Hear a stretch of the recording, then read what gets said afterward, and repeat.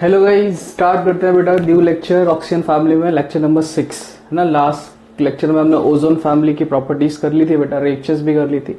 अब रिएक्शंस को रिवाइज करो और हाफ रिएक्शन मेथड से है ना लिखने की ट्राई करो बेटा। हाफ रिएक्शन मेथड मैंने आपको बताया कि हम रेडॉक्स हाफ रिएक्शन में रिडक्शन हाफ रिएक्शन अलग याद रखेंगे और ऑक्सीडेशन हाफ रिएक्शन अलग याद रखेंगे। जैसे ओजोन जब ऑक्सीडाइजिंग एजेंट की तरह वर्क करेगा तो बेटा O2 बनेगा। बाकी वो किसको किस में कन्वर्ट करता है वो हम याद रख लेंगे। जैसे Cl- को Cl2 में, Br- को I2 में, Q2MnO4 को KMnO4 में। ये सारे क्वेश्चन हमने किए थे। हाँ, उसमें एक स्पेशल रिएक्शन जरूर याद रखिएगा बेटा कि जब हम I2 ड्राई I2 के साथ गैस के साथ रिएक्ट करते हैं तो I4O9 सॉलिड बनता है। ठीक है, आगे बढ़ते हैं ओजोन में और हमें स्टडी करना है अब एस्टिमेशन ऑफ ओजोन, है ना। देखो वैसे तो ये आपने स्टिशियोमेट्री में टाइट्रेशन वाले पार्ट में पढ़ा होगा, क्योंकि ओजोन का जो क्वांटिटेटिव एनालिसिस है, क्वांटिटेटिव एस्टिमेशन वो कैसे किया जाता है, वो किया जाता है आयोडोमेट्री टाइट्रेशन से, है ना। टाइट्रेशन में आप पढ़ते हैं कि हम नोन सॉल्वेंट लेंगे, नोन सॉल्यूशन लेंगे, उसके थ्रू अननोन को कैलकुलेट करेंगे और इसमें हम इक्विवेलेंट का कॉन्सेप्ट लगाते हैं। मतलब सबके मिली इक्विवेलेंट्स बराबर करके विदाउट रिएक्शन को बैलेंस किए हम सॉल्व कर सकते हैं। ठीक है, तो थ्योरी आप नोट कर लीजिएगा, मैं आपको रिएक्शन बता रहा हूँ कैसे हम करते हैं। When ozone reacts with an excess potassium iodide, है ना। सबसे पहले हमने क्या लिया, पोटेशियम आयोडाइड KI, है ना, एक्वस, और इसकी रिएक्शन किससे करती बेटा, ओजोन से। बफर्ड विथ बोरेट बफर, इसका काम अभी बताऊंगा, ये बोरेट बफर क्यों हम यूज कर रहे हैं, इसका काम मैं अभी डिस्कस करता हूँ। आयोडीन इज लिबरेटेड, देखो मुझे पता है कि I- है, I- किस में जाएगा, I2 में, तो यहां पर I2 गैस लिबरेट होगी। ठीक है, प्लस क्योंकि अब O3 है, पोटेशियम के साथ K2O बनाएगा, या इसको यहां पर KOH भी कर सकते हो क्योंकि वाटर है, तो मतलब ये बेसिक मीडियम आ गया बेटा, है ना, बेसिक मीडियम आ गया। और आयोडीन एक नॉन मेटल है, आयोडीन एक नॉन मेटल। अब हम सभी जानते हैं कि जो नॉन मेटल होते हैं वो बेसिक मीडियम में डिस्प्रपोर्शनेट करते हैं। ठीक है, तो ये I2 बेसिक मीडियम में डिस्प्रपोर्शनेट कर जाएगा, जबकि हमें तो इसी से एस्टिमेशन करना था। तो अगर यहाँ pH चेंज हुआ, बेसिक मीडियम आया, तो फिर हम एस्टिमेशन नहीं कर पाएंगे, क्योंकि कुछ I2 तो है ना डिस्प्रपोर्शनेट कर जाएगा, जिससे हमारा आंसर गलत हो सकता है। तो हमें क्या करना होता है, हमें इस बेसिक मीडियम के इफेक्ट को नलिफाई करना है, जीरो करना है। और वो कौन करता है बेटा, कि जब किसी सॉल्यूशन के पीएच को मेंटेन करना हो, पीएच के बढ़ने घटने को रोकना हो, तो हम क्या यूज करते हैं, बफर विलियन का यूज करते हैं। तो यहाँ पर क्या यूज किया जाता है, buffered with a borate buffer बेटा, है ना। PH goes to 9.2, basic buffer है, बोरेट बफर का यूज करेंगे तो बफर क्या करेगा, इस पीएच वैल्यू में चेंज नहीं होने देगा। मतलब अब अगर पीएच में चेंज नहीं हुआ तो I2 डिस्प्रोपोर्शनेट नहीं होगा, तो अपने पास फिर क्या है, I2 जो वहां से मिला बेटा, है ना, I2 उसको हम सोडियम थायोसल्फेट मतलब Na2H2O3, इसको हम हाइपो के नाम से भी जानते हैं, से रिएक्ट करते हैं। और एक रेडॉक्स रिएक्शन होती है, I2 प्लस Na2H2O3 की रेडॉक्स रिएक्शन होगी। ठीक है, और हमें यहाँ पर क्या मिलने वाला है बेटा, तो हमें यहाँ पर मिलेगा Na2S4O6। ठीक है, और I2 किस में कन्वर्ट हो जाएगा, I- में Na। तो हाइपो का हम नॉन सॉल्यूशन लेते हैं, इससे I2 कैलकुलेट करेंगे, और फिर जब हमें I2 के इक्विवेलेंट्स मिल जाएंगे तो हम ओजोन कैलकुलेट कर लेंगे। बात क्लियर है। तो एस्टिमेशन ऑफ ओजोन में ये रिएक्शन इन्वॉल्व होती है, जिसमें O3 को KI के साथ रिएक्ट किया जाता है, और यहाँ पर बोरेट बफर को यूज करते हैं। बोरेट बफर एक बेसिक बफर है जो K2 और KOH के बनने के इफेक्ट को नलिफाई करता है, जिससे I2 डिस्प्रोपोर्शनेट नहीं होता। पूरा का पूरा I2 Na2H2O3 के नॉन सॉल्यूशन के साथ रिएक्ट कराते हैं, Na2S4 और Na बना लेते हैं। तो इसके अपने पास इक्विवेलेंट्स होंगे, जिससे I2 के इक्विवेलेंट्स निकल जाएंगे, I2 मिलते ही O3 के इक्विवेलेंट्स निकल जाएंगे, और आप टाइट्रेशन कंप्लीट कर लोगे।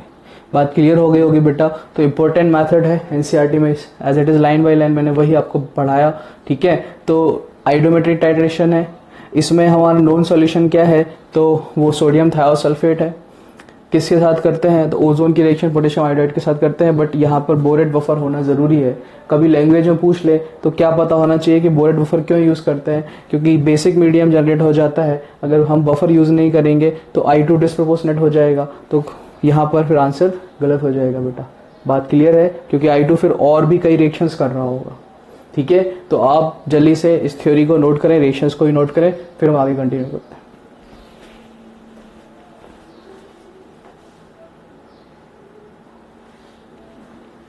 ओके बेटा, ठीक है, तो आपने नोट कर लिया होगा। अब हम आगे कंटिन्यू करते हैं। यूजेस हैं, ठीक है, आपको नोट करना है, जस्ट मैं समझा देता हूँ। It is use as a germicide, है ना, O3 जर्मिसाइड की तरह हम यूज़ कर सकते हैं। Disinfectant and sterilising water. It is also use for bleaching, क्योंकि O3 का एक्शन कैसा है, ब्लीचिंग एक्शन है, तो bleaching oils, ivory and flour and starch etcetera. It acts as oxidising agent in manufacture of KMnO4। तो as an oxidising agent भी हमने इसकी सारी रिएक्शन पढ़ी हैं। जैसे KMnO4 को जो बनाने के मेथड है उसमें भी हम यूज़ करते हैं। रिएक्शन क्या थी बेटा, आपको याद होगी कि K2MnO4 लेते हैं हम, है ना, और इसको O3 के साथ ट्रीट कर देते हैं। तो K2MnO4 में Mn+6 ऑक्सीडेशन स्टेट पे, ये एक ऑक्सीडाइजिंग एजेंट है, तो इसको +7 में ले जाएगा और KMnO4 बनेगा, है ना, KMnO4 बनेगा और ये ऑक्सीडेशन स्टेट क्या हो गया बेटा, +7 + O2, ठीक है। तो आपको रिएक्शन समझ में आ गई होगी।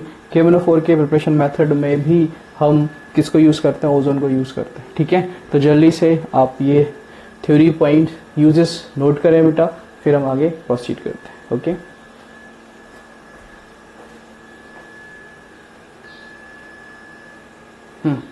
चलिए स्टार्ट करते हैं, ठीक है। यूजेस आपने नोट कर लिए होंगे। Our next topic is allotropes of sulphur, ठीक है।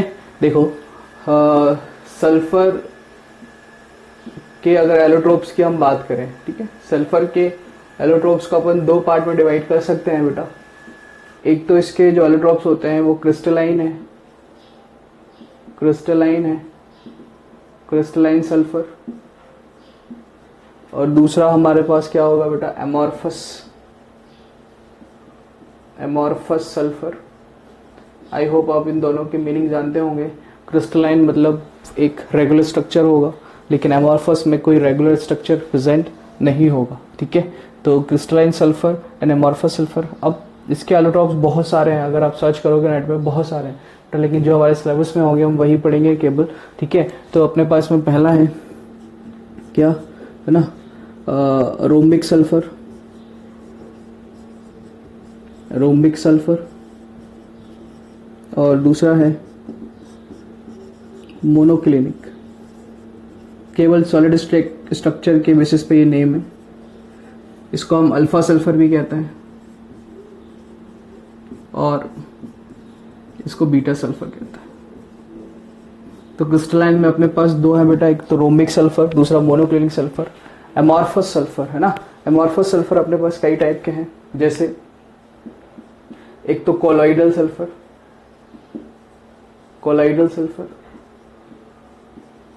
ठीक है। दूसरा प्लास्टिक सल्फर, केवल अपीयरेंस की वजह से नेम चेंज होता है बेटा, क्योंकि कोई रेगुलर स्ट्रक्चर नहीं है। और थर्ड वन इज, केवल नेम याद रखना है इसमें, रोल सल्फर,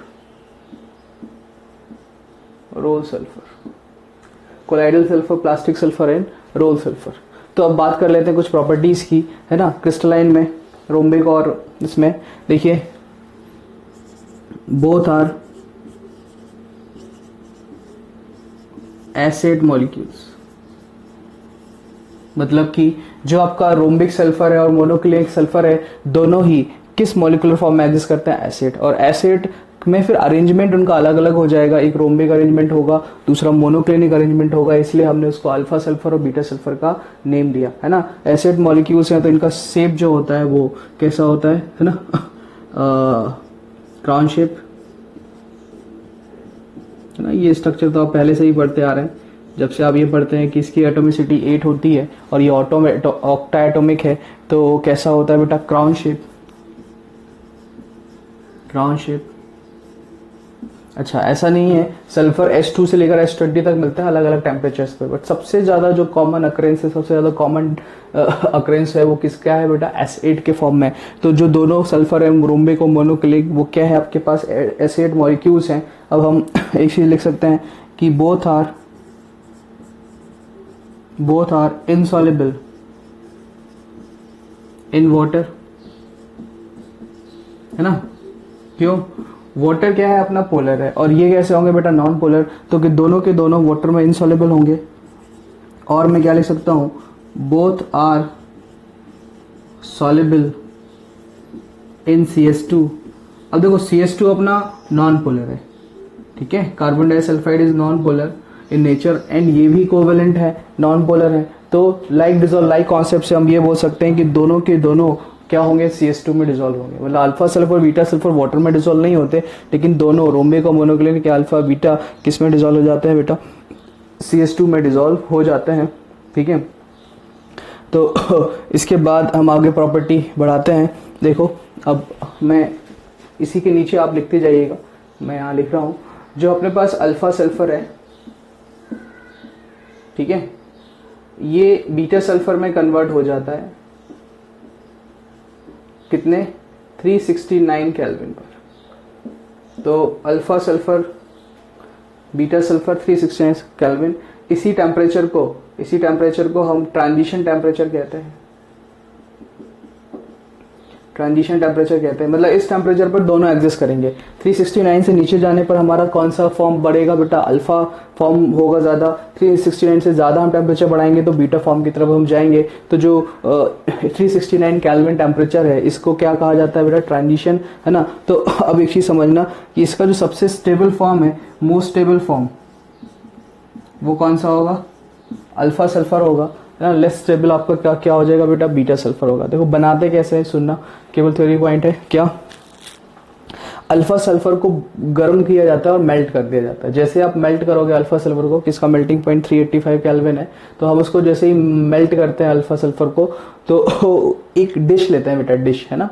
डिश क्या होगा कि इस तरह का इक्विपमेंट होगा, इसकी जो किनार होगी ना वो बहुत ऊंची होगी। मतलब कि जैसे घर में मम्मी लोग बर्फी वगैरह जमाते हैं ना, जिसके अंदर ना, उसको अपन डिश कह सकते हैं। तो उसमें अपन क्या डालते हैं, लिक्विड सल्फर डाल देते हैं बेटा, अल्फा सल्फर, और फिर उसको ठंडा होने दिया जाता है ना। तो जिस तरह से जब चाय वगैरह ठंडी हो या कॉफी ठंडी हो, तो अपन देखते हैं कि उसके सरफेस पर एक लेयर बन जाती है, क्रस्ट बन जाता है। तो जैसे ही ये ठंडा होगा तो सबसे पहले ना जो टॉप मोस्ट लेयर होगी वो किसके कांटेक्ट में होगी बेटा, एयर के कांटेक्ट में होगी, वो ठंडी हो जाएगी, तो ऊपर क्रस्ट बन जाता है। तो ऊपर क्रस्ट जब बनेगा तो हम क्या करते हैं, उसमें दो होल करते हैं और उसको पलट देते हैं, जिससे लिक्विड जो सल्फर नीचे था वो हम निकाल देते हैं ना। अब क्रस्ट को है ना, क्रस्ट को जैसे निकालते हैं तो पीछे जो क्रस्ट बना है उसके ऊपर निडल लाइक स्ट्रक्चर होते हैं बेटा, निडल्स, है ना, रेशेदार धागे जैसे स्ट्रक्चर्स होते हैं, वो अपना बीटा सल्फर होता है ना। ये निडल लाइक स्ट्रक्चर, जैसे कभी हम फेविकॉल लें, है ना, और उसको ऐसे खींचें तो धागे से बन जाते हैं, रेशे बन जाते हैं ना, वही होते हैं निडल लाइक स्ट्रक्चर। तो उसी तरह से जो स्ट्रक्चर हमें मिलते हैं वो कौन सा सल्फर होता है बेटा, वो बीटा सल्फर होता है ना। तो लिखने की जरूरत नहीं है। Alpha sulphur is the most stable form, 369 kelvin एक ट्रांजिशन टेम्परेचर है जिस पर दोनों एग्जिस्ट कर सकते हैं बेटा, है ना। अगर अपन किसकी बात करें, डेंसिटी की, ठीक है, डेंसिटी की बात करें और मेल्टिंग पॉइंट की बात करें, ठीक है, तो डेंसिटी किसकी ज्यादा होगी और मेल्टिंग पॉइंट किसका ज्यादा होगा, ठीक है, क्या बताओगे आप, बताओ, है ना। देखो आपके पास डेंसिटी है अल्फा सल्फर और बीटा सल्फर, तो अल्फा सल्फर ज्यादा डेंस होता है, इसका लगभग डेटा दिया है 2.06 और ये 1.9 कुछ है। तो अल्फा सल्फर ज्यादा डेंस होता है। मेल्टिंग पॉइंट की हम बात करेंगे तो अल्फा सल्फर और बीटा सल्फर, ठीक है। तो देखो 369 के बाद तो बीटा सल्फर मिल रहा है, मतलब मेल्टिंग पॉइंट किसका ज्यादा होगा बेटा, बीटा सल्फर का, है ना। याद रखने का तरीका है, वैसे इसका जो मेल्टिंग पॉइंट है वो 385 होता है और इसका कुछ ज्यादा है।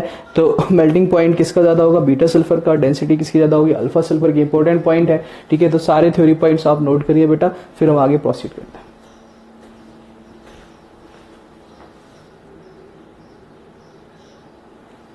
ओके, नोट कर लिया होगा बेटा आपने। देखिए हम बात कर रहे थे डेंसिटी की, तो डेंसिटी हमने बात कर ली कि अल्फा सल्फर की ज़्यादा होती है।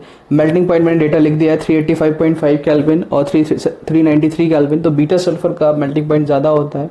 कैसे याद रखेंगे, तरीका मैंने बताया कि बीटा तो 369 के बाद मिल रहा है ना बेटा, तो उसका मेल्टिंग पॉइंट ज़्यादा होगा, और रिवर्स कर देंगे तो डेंसिटी का ट्रेंड आ जाएगा, है ना। अच्छा, इसमें एक पॉइंट और याद रखना कि जब हम एसिड मॉलिक्यूल को, है ना, सॉलिड एसिड को हीट करते हैं बेटा, कितने 1000 केल्विन पर, तो S2 वेपर्स मिलती हैं, S2 वेपर्स मिलती हैं, S2 वेपर्स मिलती हैं। S2 के फॉर्म में भी सल्फर एग्जिस्ट कर देता है, ठीक है। S2 वेपर्स मिलती हैं और हाई टेम्परेचर पर ये बनेगा। अच्छा, इसमें ये नेचर कैसा होगा इसका बेटा, तो ये पैरामैग्नेटिक है, पैरामैग्नेटिक है क्योंकि इसके पास 32 इलेक्ट्रॉन्स है। O2 लाइक स्ट्रक्चर बनता है बेटा MOT में, तो इसके बाद जो पाई स्टार है, पाई स्टार में 2 अनपेड इलेक्ट्रॉन आ जाते हैं, तो 2 अनपेड इलेक्ट्रॉन होने की वजह से S2 vapours are paramagnetic in nature. लेकिन ये बहुत हाई टेम्परेचर 1000 केल्विन पर ही बेटा एग्जिस्ट करता है एसिड से। अच्छा, एक चीज और है ना कि ये S6 के फॉर्म में भी एग्जिस्ट करता है ना। S6 का फॉर्म ये चेयर फॉर्म होता है बेटा, है ना, चेयर फॉर्म। ऑर्गेनिक में आपने है ना साइक्लोहेक्सेन का चेयर फॉर्म बनाना सीखा होगा, जैसे कि ये मैं बना रहा हूं यहाँ चेयर फॉर्म, ठीक है, ये चेयर फॉर्म। तो थोड़ा सा और स्लो कर देते अपन।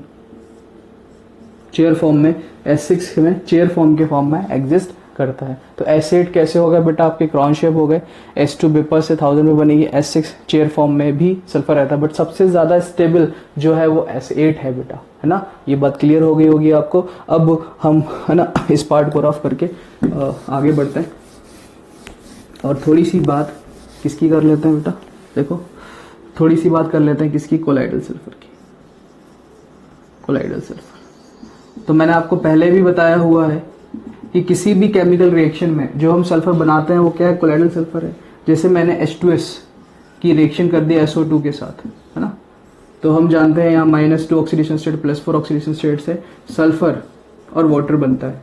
तो ये जो सल्फर होगा, ये सल्फर आपका कोलाइडल सल्फर होगा। क्यों कोलाइडल सल्फर है बेटा, देखो एमॉर्फस से कोई फॉर्म नहीं है, लेकिन जैसे ये वाटर में बनेगा सल्फर तो वहां पर टर्बिडिटी आएगी, है ना, वाइट येलो टर्बिडिटी आती है,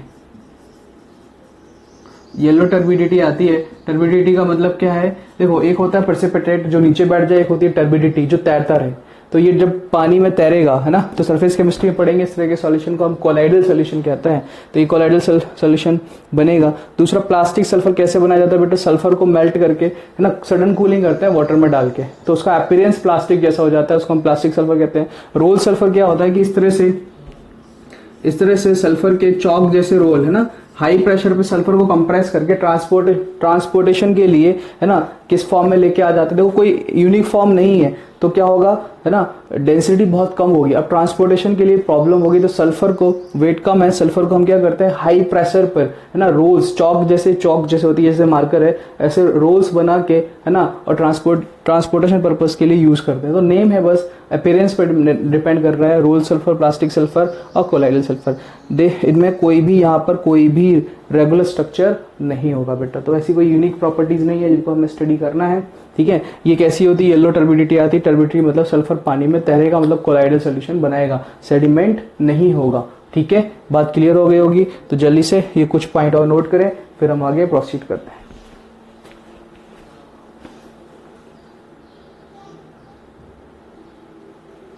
हाँ, तो बेटा नोट कर लिया होगा। एक काम और मैं बता रहा हूं आपको, कभी भी हम H2S, है ना, को अगर ऑक्सीडाइज करेंगे किसी भी ऑक्सीडाइजिंग एजेंट से, तब भी सल्फर मिलेगा, है ना, और ये सल्फर भी हमेशा कोलाइडल सल्फर ही कहलाएगा, कोलाइडल सल्फर भी कहलाएगा, ठीक है। तो अपना सल्फर वाला पार्ट कंप्लीट हो गया बेटा। अब हम नेक्स्ट टॉपिक पे आते हैं, जो कि हमें पढ़ना है SO2, बट क्योंकि लेक्चर का टाइम कंप्लीट हो रहा है, तो अपन एक काम करते हैं, इसको नेक्स्ट लेक्चर नंबर 7 में कंप्लीट कर लेंगे, ठीक है। तो हमने क्या क्या पढ़ लिया, सल्फर के 2 तरह के एलोट्रॉप्स होते हैं, क्रिस्टलाइन और एमॉर्फस। क्रिस्टलाइन में अल्फा और बीटा याद रखना है बेटा, उसमें मेल्टिंग पॉइंट और उसका डेंसिटी इंपॉर्टेंट है, ट्रांजिशन टेम्परेचर इंपॉर्टेंट है 369 केल्विन, ठीक है। इसमें ये नेम बस याद रखने हैं आपको। कोलाइडल सल्फर किसी भी केमिकल रिएक्शन में बनने वाला सल्फर कोलाइडल सल्फर है। प्लास्टिक सल्फर, जब हम सल्फर को मेल्ट करके पानी में डाल के सडन कूलिंग करते हैं तो जो अपीयरेंस आता है वो प्लास्टिक जैसा होता है, इसलिए उसको हम प्लास्टिक सल्फर कहते हैं। रोल सल्फर, है ना, सल्फर के रोल्स बना के ट्रांसपोर्टेशन के लिए यूज करते हैं, उसको रोल सल्फर कहते हैं। तो ये बहुत ज्यादा इंपॉर्टेंट अपने लिए नहीं है। ओके बेटा, तो मिलते हैं नेक्स्ट लेक्चर में। ये अपना लेक्चर नंबर 6 कंप्लीट है। Okay, thank you.